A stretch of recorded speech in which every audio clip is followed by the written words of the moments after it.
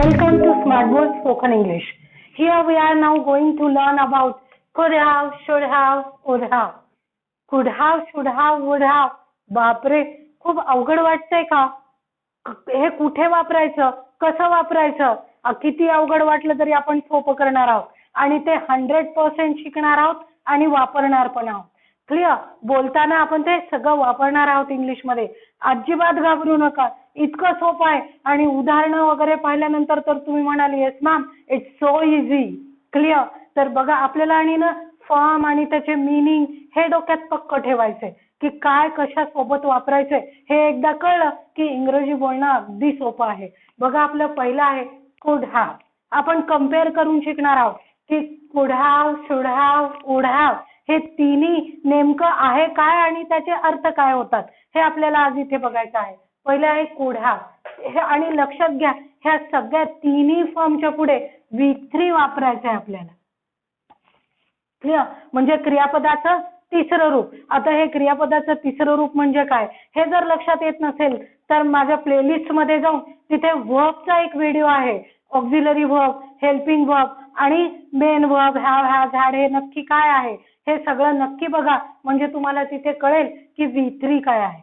Clear? आणि मग आपल्याला कुड हॅवच्या पुढे, शुड हॅवच्या पुढे आणि वुड हॅवच्या पुढे काय वापरायचंय? V3. क्लिअर? तर आता बघा कुड हॅव प्लस V3. शकला असता, शकलो असतो, मुलगी असेल तर शकली असती असा त्याचा अर्थ होतो. कसं? एक्झाम्पल बघा. आता समजा परीक्षेचे दिवस चालू आहेत, लगेच टेन्शन येऊ देऊ नका. यावर्षी काही परीक्षा होणार नाहीत कोविडमुळे, त्यामुळे परीक्षेचं टेन्शन नाही. पण उदाहरणादाखल जर वाक्य असं घेतलं आपण की परीक्षेत, अरे यार तू गणिताच्या परीक्षेत मला दाखवू शकला असता ना. म्हणतो ना आपण असं की तू मला परीक्षेत दाखवू शकला असता. You could have,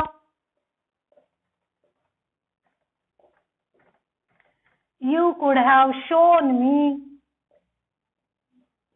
answer of maths question. की answer of maths. तू मला गणिताचं उत्तर दाखवू शकला असता परीक्षेत, पण तू मला दाखवलं नाही. दाखवलं नाही, didn't सिंपल पास्ट. तू मला दाखवलं नाही. आता बघ मी पण तुला दाखवणार नाही. असंच मग बोलतो की नाही आपण बोलताना. तर तू मला दाखवू शकला असता असं जर म्हणायचं असेल तर आपल्याला काय वापरावं लागेल? कुड हॅव. तू मला गणित दाखवू शकला असता. You could have shown me answer of math in exam. तू परीक्षेमध्ये मला गणित दाखवू शकला असता. क्लिअर? अजून एक्झाम्पल घ्यायचे तर कसं म्हणतो आपण की विचारू शकला असता तू तुझ्या पप्पांना. विचारू, पिक्चरला जायचं असेल, एखादा मित्र आला नाही की लगेच आपण काय म्हणतो? हा तुलाच यायचं नव्हतं. विचारू शकला असता तू पप्पांना. विचारू शकला असता. Could have. You could have asked to your father. तू तुझ्या वडिलांना विचारू शकला असता. क्लिअर? अभ्यास करू शकला असता ना मला गणित विचारल्यापेक्षा. अभ्यास करू शकला असता. You could have studied well before. तू याच्या अगोदर अभ्यास करू शकला असता. क्लिअर? तर अशा पद्धतीने आपल्याला कुड हॅव प्लस V3 वापरता आलं. आता बघा किती सोपं वाटतंय की नाही. करू शकला असता म्हटलं की कुड हॅव प्लस V3. क्लिअर? इकडे बघा शुड हॅव प्लस V3 करायला पाहिजे होतं. म्हणजे एखादी गोष्ट घडून गेल्यावर जेव्हा आपल्याला असं वाटतं की करायला पाहिजे होतं, मी त्याला मदत करायला पाहिजे होती. आय शुड हॅव हेल्प्ड हिम. हे कधी आठवतं? घटना घडून गेल्यावर. है ना? जेव्हा एखादी घटना घडून गेल्यावर आपल्याला करायला पाहिजे होतं असं म्हणायचं असतं तेव्हा काय वापरतो आपण? Should have plus V3. करायला पाहिजे होतं. याआधीच इंग्रजी शिकायला पाहिजे होतं. We should have learned English before. काय मॅडम तुम्ही पहिलेच भेटायला पाहिजे होतं आम्हाला. है ना? Ma'am you should have met us before. तुम्ही आम्हाला पहिलेच भेटायला पाहिजे होतं. क्लिअर? अशा पद्धतीने करायला पाहिजे होतं. अभ्यास करायला पाहिजे होता. तू मला अगोदरच विचारायला पाहिजे होतं. You should have asked me before. है ना? अशा पद्धतीचे वाक्य इथे येतील. करायला पाहिजे होतं. त्याच्यानंतर वुड हॅव प्लस V3 केलं असतं. म्हणतो ना आपण, अरे तू मला विचारलं असतं तर सांगितलं असतं. तू बोलावलं असतं तर आलो असतो ना मी. सरांनी सांगितलं असतं तर आपल्याला समजलं असतं. चांगलं शिकवलं असतं तर ट्युशन कशाला लावली असती. असे सेंटेन्सेस जे आपण म्हणतो. केलं असतं त्याच्यासाठी आपण काय वापरतो? Would have. I would have helped you. मी तुला मदत केली असती. अरे केला असता रे अगोदरच अभ्यास, पण काहीच कळलं नाही बघ सरांनी शिकवलेलं. ना केला असता. I would have studied hard before but I didn't get what ever sir taught us. I didn't get. सरांनी काय शिकवलं मला समजलं नाही. केला असता मी आधी अभ्यास पण नाही समजलं. सो केला असता म्हणायचं असेल तर आपण काय म्हटलं? Would have. Would have plus V3. Clear.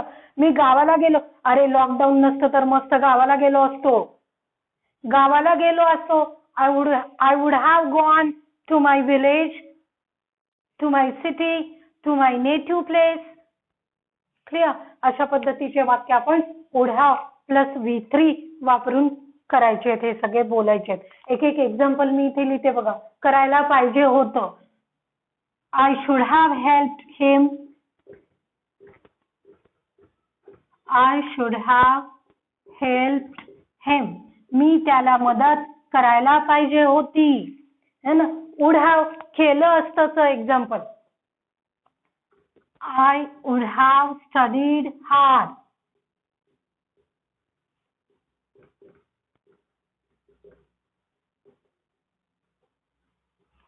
Excuses देतो आपण. खूप अभ्यास केला असता रे पण लाईटच गेली एक्झामच्या रात्री. है ना. एक्सक्युजेस खूप असतात आपल्याकडे तयार. कधी पण तयार असतात एक्सक्युजेस. केलं असतं, पाहिलं असतं, लिहिलं असतं, बोललो असतो, सांगितलं असतं. है ना. तर त्याच्यासाठी आपल्याला काय वापरायचंय? Would have plus V3. समजलं. तर कोणत्या फॉर्म नुसार हे सगळे वाक्य बनले आपले समजलं का तुम्हाला? बघा इथे लिहिते मी फॉर्म. हे सगळे हे वाक्य could have plus V3. Yes plus could have plus V3 plus O. आणि याचा अर्थ काय झाला? करू शकलो असतो.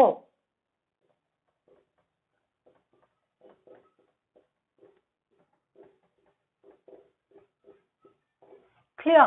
इकडे काय झालं बघा. करायला पाहिजे होतं. त्याचा पॅटर्न कुठला आहे? S plus should have plus V3 plus O. Should have plus V3 plus O. आणि याचा अर्थ काय होतो? करायला पाहिजे होतं. करायला पाहिजे होतं. क्लिअर. आधीच जायला पाहिजे होतं, आधीच शिकायला पाहिजे होतं, वाचायला पाहिजे होतं. Like this. हिअर केलं असतं. केलं असतं.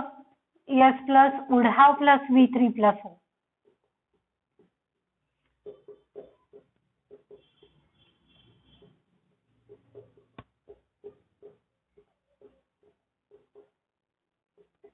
क्लिअर. दिले असते रे तुला पैसे पण माझ्याच जवळ नाही आहेत. दिले असते. I would have given you 10 rupees. त्यांच्याऐवजी 100. करोड. करोड तर आपल्याकडे नाही आहेत. आपण म्हणू शकतो. म्हणायला काय जाते.